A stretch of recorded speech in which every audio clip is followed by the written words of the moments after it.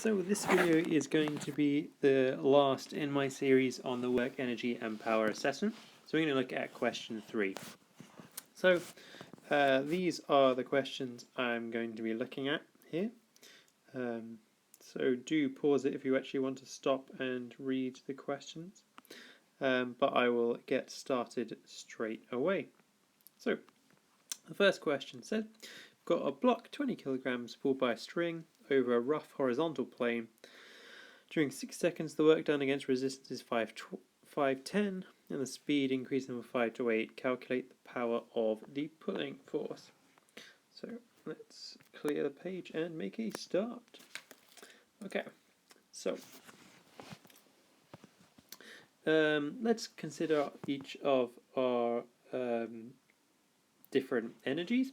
That's always the way to get started on energy type questions.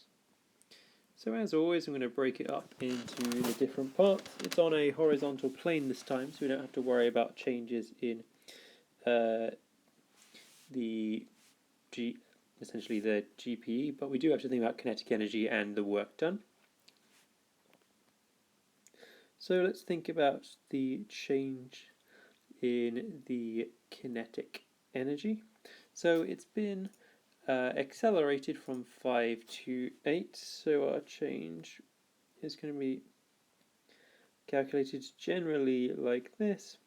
And then let's put some numbers in straight away. So we've got a 20 kilogram, so we're going to get some cancellation straight away. And then let's put in our values. So we've got 8 squared, so 64, minus 5 squared, so 25. And if we plug that into a calculator or do it in your head, you should end up with a change in kinetic energy of 390 joules. We can then think about, well, actually, our driving force is going to be supplying both the kinetic energy and the work done against friction. So the work done by our driving force is going to be the work done against our friction, and then plus your change in your kinetic energy. So we know this is 510 because it tells you in the question. This is 390, and what do you know? They had to give you together to give you a nice round number, as these questions often do. So that is the work done. It tells you it occurs over a period of 6 seconds. So the general equation to link power and energy is like this. So we're going to take our work done and divide by time, and that would give you 150 watts of power supplied by the engine. Cool, so let's move straight on to question part 2. So we've now got it on a rough plane, which is angled alpha to the horizontal. Sine of alpha is 3/5. We've got a frictional resistance of 11G, and we've got the block connected to a pulley, and with a mass M hanging off the pulley. And what we're going to do is we're going to pull the sphere of mass M downwards, and we're going to release it when it's travelling at a speed of 4 meters per second. We're going to assume the block never reaches the pulley. So first part we're going to answer, suppose that M equals 5 and the block moves x meters up the plane once the sphere is released. So the first part that it wants you to do, this seems like a very long-winded question, it's going to find in terms of x the change in gravitational potential energy of the system in here. So let's get cracking. So the change in gravitational potential energy of the system. So first of all, we can express the change in height of the block as this one here. Remember, so just so you can see what this looks like, we've got a slope, we've got alpha. We know it's travelled a distance x up there, but essentially what we want to find out is the change in height of this one. So that's in there. So we can calculate the change in the GPE of the block is going to be the mass of it times G times sine alpha x sine alpha. So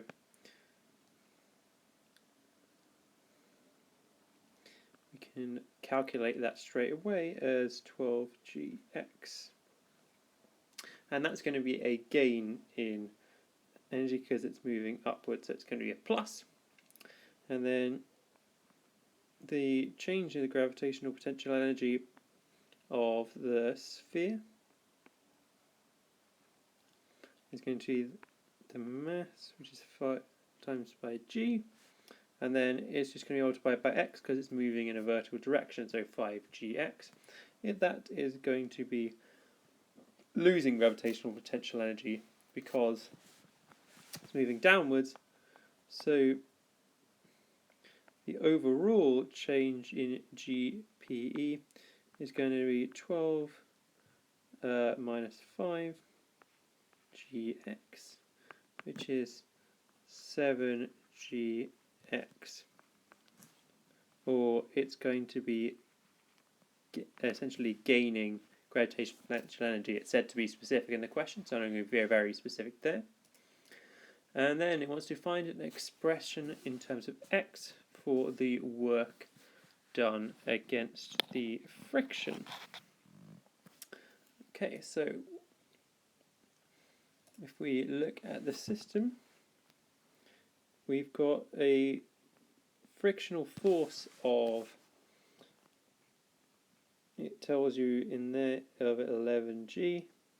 We've got a distance of, the distance is x, so that means the work done is going to be 11gx. Okay, so then the last part, so your part C of this question, is going to be using these to find the value of x. So, first of all, we need to find out what our change in our kinetic energy was, because it said it was going to release it when the velocity reached 4 meters per second.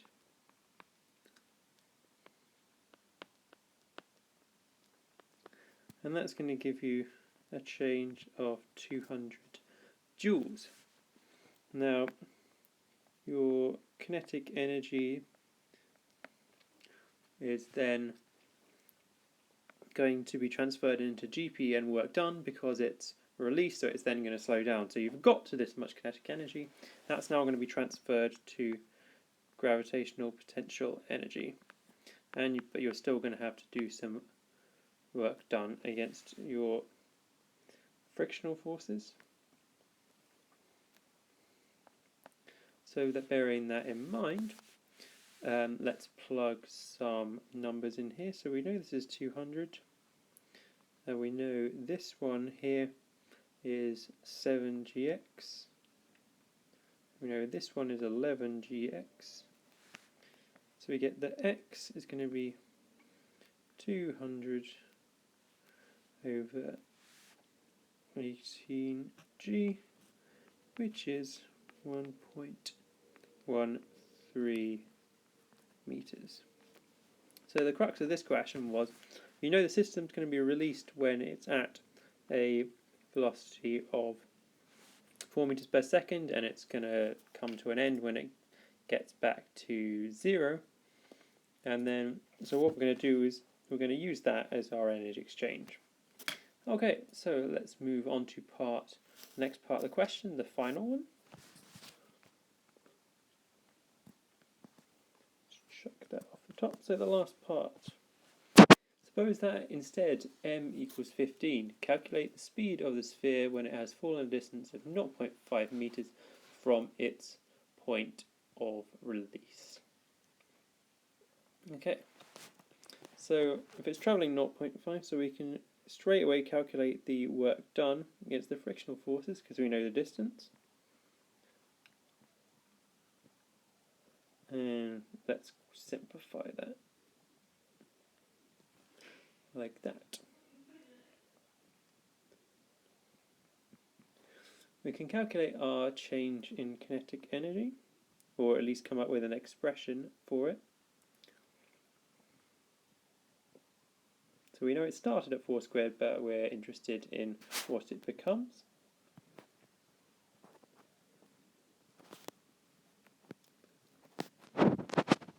And we can group all the terms together and end up with this one. And then finally we want our change in our gravitational potential energy.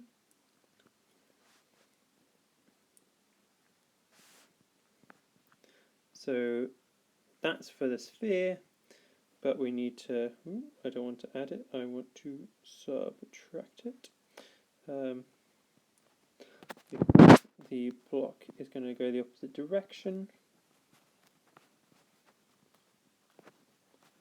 And then don't forget the change in height by using sine alpha, and that is going to pull together to give you this value here.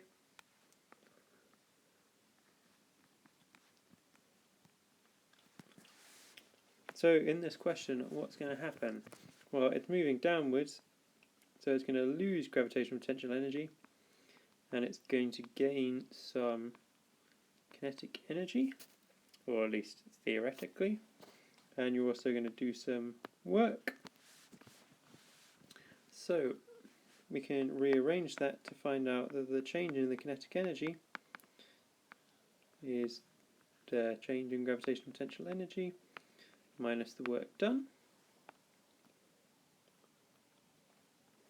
So let's put our terms in there. So that's going to be 1.5 g minus 5.5 g, which is minus 4 g. So actually we're going to end up reducing our kinetic energy, or it looks that way. So let's put in some our terms. So earlier we calculated what kinetic energy was in terms of the values, and we now know that's equal to minus 4g.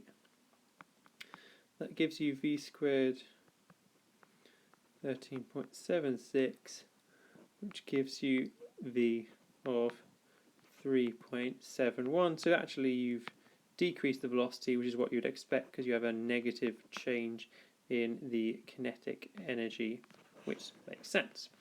So that concludes the assessment on energy, and see you later.